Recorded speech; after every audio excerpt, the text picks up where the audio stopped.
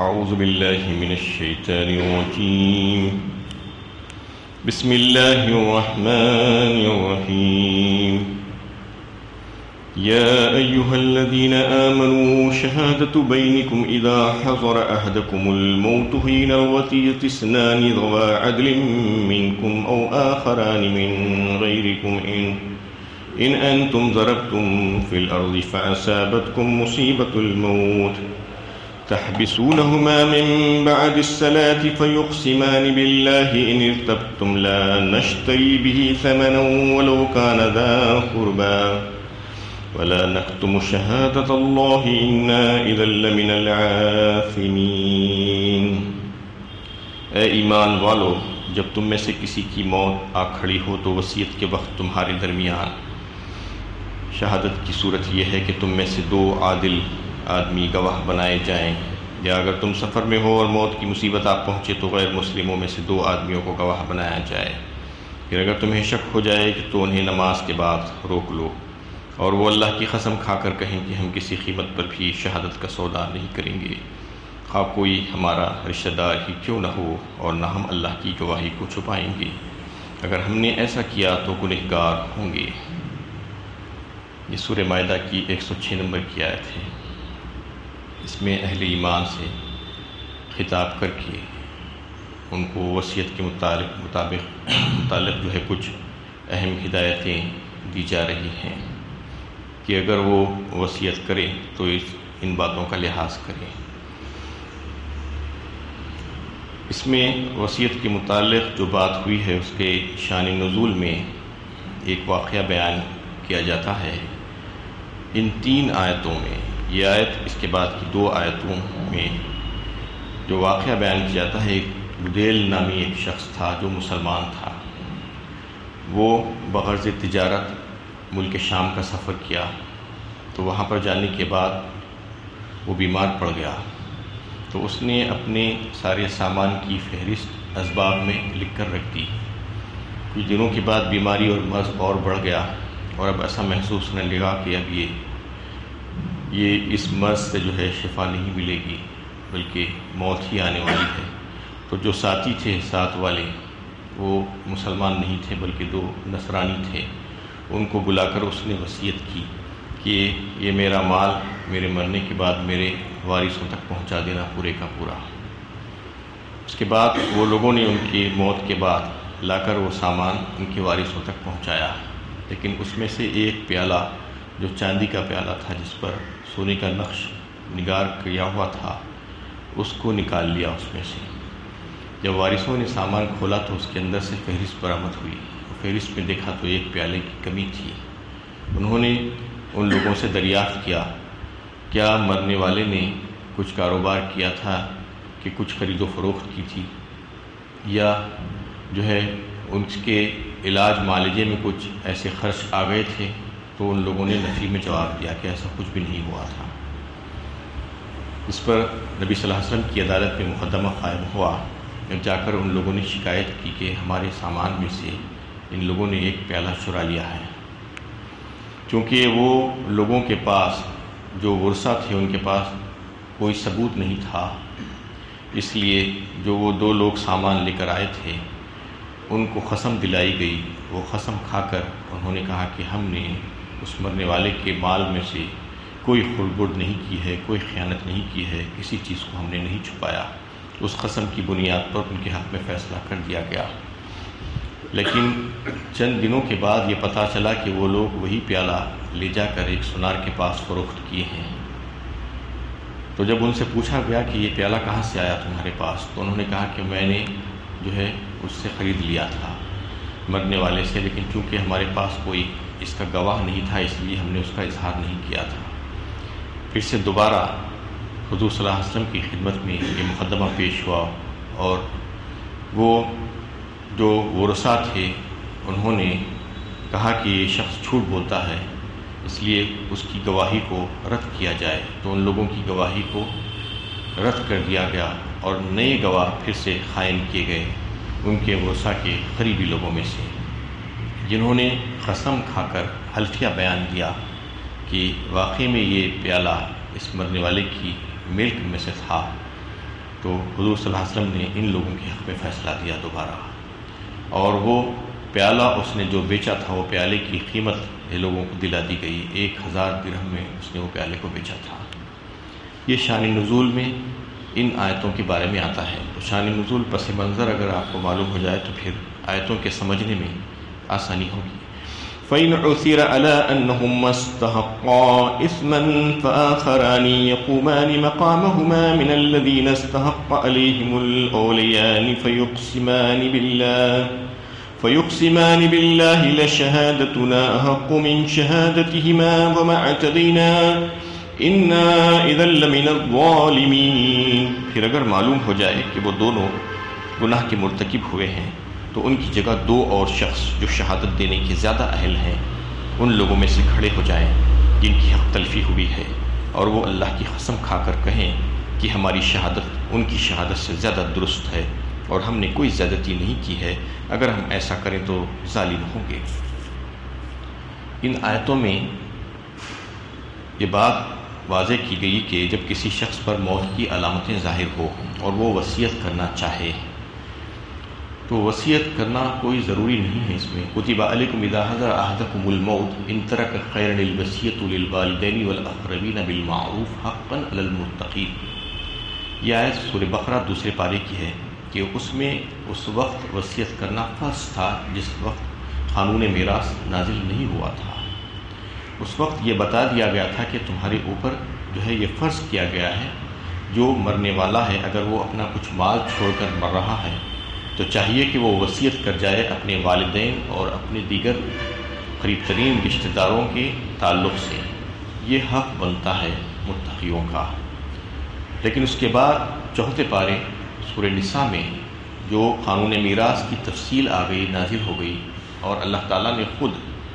انہیں واضح فرما دیا کہ کن کا حصہ کتنا ہوگا، سارے حصے اللہ تعالیٰ نے مقرر فرما دیے، تو اس کے بعد وصیت کرنا کوئی ضروری نہیں رہا، لازمی نہیں رہا۔ لیکن پھر بھی وصیت کرنا بہت اچھی بات ہے، یہ اس وجہ سے کہ اللہ تعالیٰ نے ایک موقع اس میں رکھا ہے کہ 1/3 تک مرنے والا جس کا مال ہے وہ وصیت کر سکتا ہے غیر وارثوں کے حق میں۔ 1/3 میکزیمم لمٹ رکھی گئی ہے کہ اپنے مال میں سے وہ چاہے تو جس کے لیے چاہے مناسب سمجھے تو وہ وصیت کے ذریعے سے ان کو جو ہے وہ دے سکتا ہے۔ اس میں اس کے جو ہے یتیم پوتا پوتی بھی ہے اور دیگر رشتہ دار جو وراثت میں جو حصہ نہیں پانے والے ہیں، اور دیگر اس کی جان پہچان والے دوست احباب پڑوسی، وہ جس کو چاہے اس میں سے حصہ مقرر کر سکتا ہے 1/3 کی حد تک۔ اس لیے وصیت بہت اچھی چیز ہے۔ وصیت کی ضروری تو نہیں ہے، لیکن وصیت اگر کی جائے 1/3 میں سے، اگر کسی کے پاس بہت سا مال ہے تو وہ اپنے مال میں کا ایک حصہ اپنے دیگر لوگوں کو بھی جو محروم ہو رہے ہیں ان کو دے سکتا ہے۔ ایک تو چیز یہ ہے کہ وصیت کے تعلق سے یہ ضروری ہے۔ دوسرے یہ کہ ہو سکتا ہے کہ کسی شخص کے پاس لوگوں کی امانتیں ہوں تو وہ امانتوں کی ادائیگی کے تعلق سے بھی اس کو وصیت لکھانا ضروری ہے کہ فلاں امانتیں فلاں لوگوں کے میرے پاس رکھی ہوئی ہیں، ان کو ادا کر دی جائے۔ اور تیسری صورت وصیت کرنے کی جو ضرورت پڑتی ہے وہ یہ ہے کہ قرض یا واجبات کی ادائیگی، اگر اس کے اوپر کسی کا قرض ہے، قرض دینا باقی ہے، واجبات ہیں، تو پھر اس کی ادائیگی کے سلسلے میں بھی وصیت لکھا دینا ضروری ہے۔ یہ 3 صورتیں ہیں وصیت کے تعلق سے، ورنہ قانون میراث اللہ تعالیٰ نے خود نازل فرما دیا ہے بڑی تفصیل کے ساتھ۔ سارے اقربا اور قریب ترین رشتہ داروں کے حقوق اللہ تعالیٰ نے واضح فرما دیے ہیں، اس میں کسی کو دخل اندازی کی کوئی جو ہے اب جرت نہیں کر سکتا۔ ہاں، وصیت کے تعلق سے 1/3 تک اجازت دی گئی ہے، اس میں سے جو چاہے وہ وصیت کر سکتا ہے کسی اور کے لیے جو غیر وارث ہو۔ اب اس میں یہ ہے کہ وصیت اگر زبانی ہو، اورل ول جسے کہا جاتا ہے، اورل ول بھی اسلام میں جائز ہے، اور اگر تحریری شکل ہو، لکھ دیا جائے اس کو رائٹنگ میں، تو یہ زیادہ بہتر ہے، کیونکہ اورل ول کی اجازت اس وقت اس لیے دی گئی تھی کہ اس وقت لکھنے والوں کی اور لکھانے والوں کے تعلق سے جو ہے بڑی پریشانیاں تھیں، اور اتنی آسانی سے لکھنے والے رائٹرز جو ہے دستیاب نہیں ہوتے تھے، لکھے پڑھے لوگ بہت کم ہوتے تھے اس زمانے میں، اس لیے اللہ تعالیٰ نے اس کی بھی اجازت رکھی تاکہ لوگوں کو تکلیف کا سامنا نہ ہو۔ زبانی بھی جو ہے دی جا سکتی ہے، اورل ول بھی، یعنی وصیت زبانی بھی کر سکتے ہیں، لیکن اس کو لکھ لیا جائے تو زیادہ بہتر ہے، اس لیے اللہ تعالیٰ نے یہ دونوں صورتیں اس میں رکھی ہے۔ اور اس میں بتایا گیا کہ اگر سفر کی حالت میں موت کی مصیبت پیش آ جائے، ایسا ممکن ہے، اور تو گواہ بنانے کے لیے اگر دو مسلمان نہیں مل رہے ہیں تو پھر غیر مسلموں کو بھی گواہ بنایا جا سکتا ہے۔ وَاسْتَشْهِدُوا شَهِدَيْنِ مِن رِجَالِكُمْ فرمایا سورہ بقرہ تیسرے پارے میں جب انہیں کتابت کی بات آ رہی تھی، یعنی جو مال لین دین وغیرہ کا جو خرچ دیا جاتا ہے اس کے سلسلے میں گواہ بنانے کی بات جب آئی تھی تو دو اپنوں میں سے، اپنے مردوں میں سے گواہ بنانے کی بات کہی تھی۔ مطلب یہ ہے کہ دو گواہ عادل مسلمان ہونے چاہیے۔ لیکن اگر سفر کی حالت میں چونکہ ایسا ہو سکتا ہے کہ مسلمان گواہ نہ ملیں، دستیاب نہ ہو، تو غیر مسلمین کو بھی گواہ بنایا جا سکتا ہے دو آدمیوں میں سے۔ یہ مجبوری کی صورت ہوگی، ورنہ اسلام تو اس بات کا لحاظ کرنے کے لیے کہا ہے کہ مسلمان ہی کوئی گواہ بنانا چاہیے اگر مسلمان جو ہے دستیاب ہوں۔ اور واضح رہے کہ غیر مسلموں میں سے انہی لوگوں کو گواہ کے لیے منتخب کیا جا سکتا ہے جو خدا کے قائل ہیں، یعنی ایسے نہیں کہ جو دہریہ قسم کے جو لوگ ہیں، جو اللہ تعالیٰ کے وجود ہی کو نہیں مانتے، ان کو تو گواہ بالکل بھی نہیں بنانا، اس لیے کہ بوقت ضرورت ان کو اللہ کی قسم کھانا پڑے گا، کہ قسم کھا کر بیان دینا پڑے گا۔ تو وہ لوگ جو خدا کے قائل ہی نہیں ہیں وہ کس طرح گواہ بنائے جا سکتے ہیں؟ اب وصیت کرنے والے کا جب انتقال ہو چکا ہو اور اس کی وصیت کے نفاذ کا مسئلہ درپیش ہو اور گواہوں کے بارے میں شبہ پیدا ہو تو انہیں نماز کے بعد روک کر ان سے حلفیہ بیان لیا جائے۔ نماز کے بعد یہ اس لیے کہا گیا ہے کہ نماز کے بعد بہت سے لوگ جمع ہوتے ہیں، مجمع عام ہوتا ہے، اس میں اگر وہ جو ہے قسم کھا کر، اللہ کی قسم کھا کر گواہی دیں گے تو ان کے پاس ایک احساس ذمہ داری ہوگا، اس لیے نماز کے بعد ان کو کھڑا کر لینے اور اس کے بعد ان سے ایک حلفیہ بیان لینے کے لیے کہا گیا ہے۔ اگر کسی قسم کا کوئی شک و شبہ ہو کہ وہ گواہ کوئی غلط کام کر رہے ہیں یا امانت میں خیانت کر رہے ہیں، اس حلفیہ بیان کے ساتھ انہیں وصیت کے سلسلے میں اپنی گواہی پیش کرنا ہوگی۔ اس بیان میں اس بات کی یقین دہانی کرنا ہوگی کہ انہوں نے رشوت قبول نہیں کی ہے یا اپنے کسی ذاتی فائدے کی بنا پر یا کسی اور رشتہ دار وغیرہ کو فائدہ پہنچانے کی غرض سے یا ان کی رعایت کی غرض سے وصیت کے معاملے میں اپنی طرف سے کوئی خود بد نہیں کیا ہے اور کوئی تصرف یا تبدیلی اس میں انہوں نے نہیں کی ہے۔ مطلب یہ ہے کہ اگر مضبوط قرائن یا حالات کی شہادت سے کی بنا پر ورثہ پر یہ ظاہر ہو جائے کہ وصیت کی گواہوں نے غلط بیانی سے کام لیا ہے یا وصیت کرنے والے نے جو امانت ان کے سپرد کی تھی، اور سفر میں اس طرح کے مواقع پیش آنا متوقع ہے کہ مرنے والا اپنا اسباب وغیرہ جو ہے ساتھیوں کے حوالے کر کے ان کو وصیت کرتا ہے کہ یہ میرا سارا مال و اسباب میرے ورثہ کے حوالے کر دیا جائے، اس میں وہ خیانت کے اگر مرتکب ہوئے ہیں تو ان ورثہ میں سے دو اشخاص جو شہادت دینے کے نسبتاً زیادہ اہل ہو مذکورہ گواہوں کی جگہ اپنا حلفیہ بیان دینے کے لیے کھڑے ہو جائیں، جیسا کہ آیت میں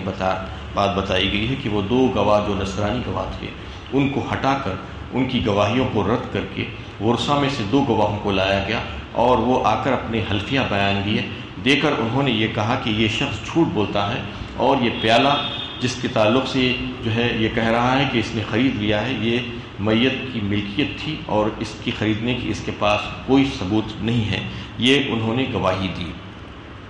ذَلِكَ أَدْنَىٰ أَن يَأْتُوا بِالشَّهَادَةِ عَلَىٰ وَجْهِهَا أَوْ يَخَافُوا أَن تُرَدَّ أَيْمَانٌ بَعْدَ أَيْمَانِهِمْ وَاتَّقُوا اللَّهَ وَاسْمَعُوا وَاللَّهُ لَا يَهْدِي الْقَوْمَ الْفَاسِقِينَ۔ اس طریقے سے زیادہ امید کی جا سکتی ہے کہ وہ ٹھیک گواہی دیں گے یا اس بات سے ڈریں گے کہ ان کی قسموں کے بعد کچھ قسمیں رد نہ کر دی جائے۔ اللہ سے ڈرو اور سنو، اللہ نافرمانی کرنے والوں کو ہدایت نہیں دیتا۔ تو ان کی حلفیہ تردیدی بیان کے بعد وصیت کے گواہوں کی گواہی رد ہو جائے گی اور اس نزاعی معاملے کا فیصلہ ان لوگوں کے بیان کے مطابق ہوگا جن کی حق تلفی ہوئی ہے۔ اس سے اسلام کے طریق شہادت کے سلسلے میں یہ اصولی بات واضح ہوتی ہے کہ بعض صورتوں میں حالت کی شہادت سرکمسٹینشیل ایویڈنسز نہ صرف قابل قبول ہے بلکہ اس کی بنا پر گواہیاں بھی کی جا سکتی ہے، بشرطے کہ اس کی توثیق حلفیہ بیان کے ذریعے سے ہو۔ شہادت کا جو طریقہ یہاں بیان ہوا ہے وہ